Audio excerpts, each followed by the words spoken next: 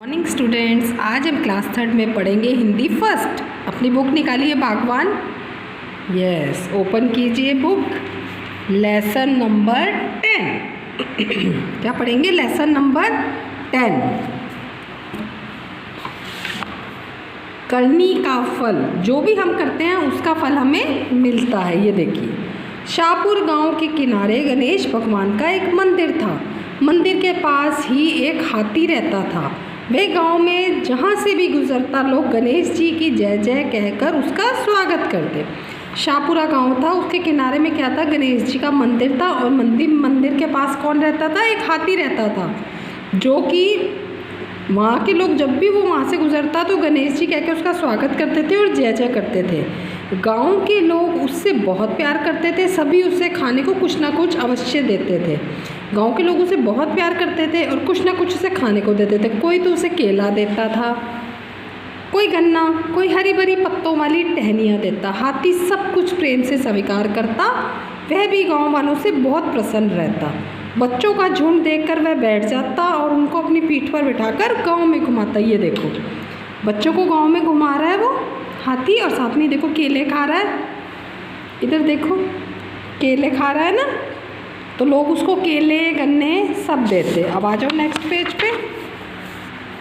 हाथी रोज सुबह गांव के दूसरी ओर बने तालाब पे नहाने के लिए जाता था। मंदिर से तालाब के रास्ते में एक दर्जी की दुकान थी। दर्जी के और हाथी में घनिष्ठ संबंध था। वो रोज़ सुबह गांव की दूसरी तरफ एक तालाब बना था। हाथी रोज़ वहाँ नहाने जाता था और रास्ते में एक दर्जी की दुकान आती थी। उसके साथ उसका बहुत अच्छा, जैसे दोस्ती बोलते ना, वो हो गई थी, क्योंकि वो दोनों बहुत अच्छे दोस्त बन गए थे। हाथी जब भी उधर से गुजरता, दर्जी उसे केले, गुड़, लड्डू कुछ ना कुछ ज़रूर देता। हाथी उसे खाता और तालाब की ओर बढ़ जाता। तालाब में वह मस्त होकर नहाता और लौटते हुए अपने सूंड में पानी भर लाता। और दर्जी की दुकान के पास आकर वह अपनी सूंड का सारा पानी दुकान के बाहर छिड़क देता। क्या करता था? अपनी सूंड में साफ पानी भर लाता था और दर्जी की दुकान के बाहर आके छिड़क देता था। इस तरह दुकान के सामने साफ सफाई दिखती। गांव के लोग हाथी और दर्जी की दोस्ती की तारीफ़ें करते। अब उससे क्या होता था? उसकी गांव दुकान की सफाई भी हो जाती थी और लोग उनकी दोस्ती की बहुत तारीफ़ें भी करते थे। एक बार की बात है, दर्जी पास के गांव में अपने रिश्तेदार के यहाँ गया हुआ था और दुकान पर दर्जी का जवान बेटा बैठा था। रोज़ की तरह हाथी दर्जी की दुकान के आगे आकर रुक गया। अब हाथी दर्जी की दुकान के आगे आगे रुका। उसको थोड़ा पता था कि दर्जी है या नहीं है। उसने थोड़ी देर इंतज़ार किया। वो हाथी थोड़ी देर इंतज़ार करता रहा दर्जी का।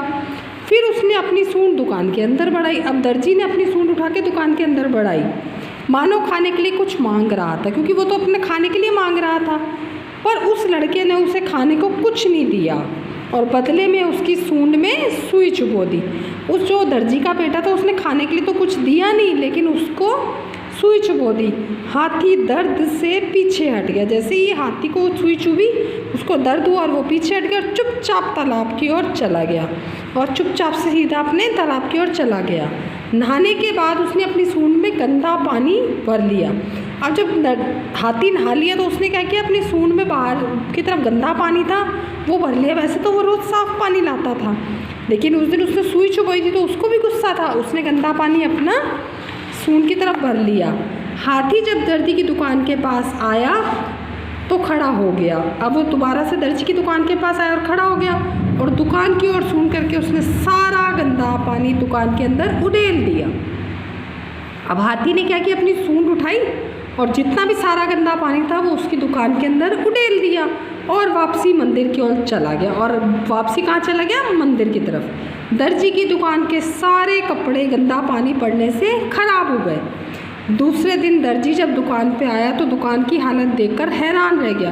अब जब दर्जी आया वापसी, उसने अगले दिन देखा तो वो हैरान रह गया, मेरी दुकान का ये हाल कैसे हुआ? उसने अपने बेटे से पूछा तो उसने सारी बात बताई। दर्जी ने अपने बेटे को बहुत डांट लगाई और बोला, जैसा करोगे वैसा भरोगे। उसने ये अपने बेटे को बहुत डांटा और कहा कि तूने ये अच्छा नहीं किया, इसलिए जो जैसा करेगा वैसा भरेगा। ये देखो, हाथी सूंड में पानी भर के लाया और उसने सारी दुकान के अंदर पानी, गंदा पानी उड़ेल दिया। है ना। इसलिए कहते हैं हमें हमेशा अच्छा करना चाहिए, जैसा हम करेंगे वैसा ही हम भरेंगे। अब हम करेंगे शब्दार्थ। स्वागत करना, सम्मान करना। तारीफ का मतलब प्रशंसा करना। उड़ेल देना यानी डाल देना। चुबो दिया, भोंक दिया या गड़ा दिया। इंतज़ार करना यानी प्रतीक्षा करना। छोर यानी किनारा, कोना होता है ना, किनारा। प्रसन्न, खुश रहना। दर्द का मतलब पीड़ा। अब ये जो शब्दार्थ है ये आप अपनी नोटबुक में करेंगे। अब हम करेंगे क्वेश्चन आंसर्स। निम्नलिखित प्रश्नों के उत्तर लिखो। गांव वाले हाथी को खाने में क्या क्या देते थे? गांव वाले हाथी को खाने के लिए केले, लड्डू, गन्ना व हरी भरी पत्तियों वाली टहनी देते थे। आपने पढ़ा ना लेसन में क्या क्या देते थे। सेकंड क्वेश्चन, हाथी रोज़ सुबह कहाँ और किस लिए जाता था? हाथी रोज़ सुबह गांव के दूसरी ओर बने तालाब पर नहाने के लिए जाता था। हाथी ने दर्जी की दुकान में गंदा पानी क्यों उड़ेल दिया? क्योंकि दर्जी के बेटे ने हाथी की सूंड में सुई चुबो दी थी, इसलिए उसने गंदा पानी हाथी की दुकान में उड़ेल दिया। नेक्स्ट क्वेश्चन, दुकान की हालत देखकर दर्जी ने अपने बेटे से क्या पूछा और क्या कहा? दर्जी ने अपने बेटे से दुकान गंदी होने का कारण पूछा और कहा, जैसा करोगे वैसा भरोगे।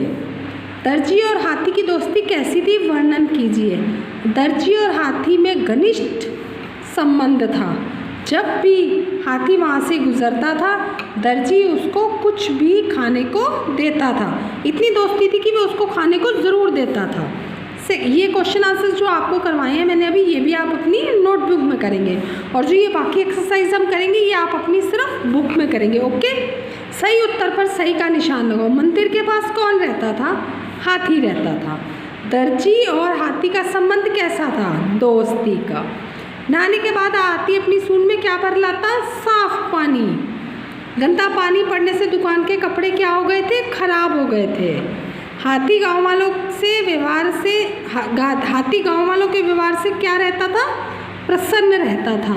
सही शब्द से रिक्त स्थान भरो। गांव के एक किनारे पर गणेश भगवान का मंदिर था। हाथी बच्चों को अपनी पीठ पर बैठाकर गांव में घुमा लाता। दर्जी के लड़के ने हाथी की सूंड में सुई चुभो दी। दूसरे दिन दर्जी जब दुकान पर आया तो दुकान की हालत देखकर हैरान रह गया। Next page. सही कथन पर सही तथा गलत कथन पर गलत का निशान लगाएं।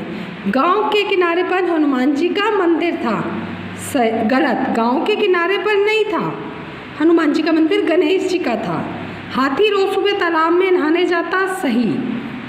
किसान और हाथी में घनिष्ठ संबंध था। नहीं। दर्जी में था ना, दर्जी उसे केले, गन्ने, लड्डू खाने को देता।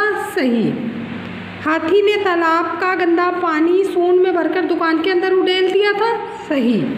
अब हम करेंगे अशुद्ध शब्दों को शुद्ध करके लिखेंगे। देखिए दर्जी ऐसे लिखते हैं, दुकान, हाथी, सूरज। विलोम शब्द लिखो, प्रेम, नफरत, बाहर, अंदर, पीछे, आगे, पास, दूर, दोस्ती, दुश्मनी, गंदा, साफ। आया समझ में? अब आपको अपनी कॉपी में क्या क्या लिखना है? शब्दार्थ लिखने हैं और ये निम्नलिखित प्रश्नों के उत्तर लिखने हैं। और ये बाकी जो एक्सरसाइज है, सही उत्तर पर सही का निशान लगाओ, सही शब्द से रिक्त स्थान भरो, और ये सही कथन पर सही का तथा गलत कथन पर गलत का निशान लगाओ। अशुद्ध शब्दों को शुद्ध करके लिखो और विलोम शब्द। ये सब एक्सरसाइज आप अपनी बुक में करेंगे। आया आपको समझ में इस लेसन का क्या मतलब है? इस लेसन से हमें ये पता लगता है कि हमें बेईमानी से जीवन यापन नहीं करना चाहिए तथा सदैव ईमानदारी पूर्वक कार्य करना चाहिए। हमें कभी भी बेईमानी नहीं करनी चाहिए, ईमानदारी से कार्य करना चाहिए और कभी भी किसी को दुख तकलीफ नहीं पहुंचानी चाहिए। ठीक है बच्चों, अब आगे आपको समझ में। अब आप ये होमवर्क जो मैंने आपको दिया है, जो बुक में करना है वो आप बुक में करेंगे, और जो मैंने आपको आपकी नोटबुक में बोला है वो आप नोटबुक में करेंगे। Okay, thank you, bye students.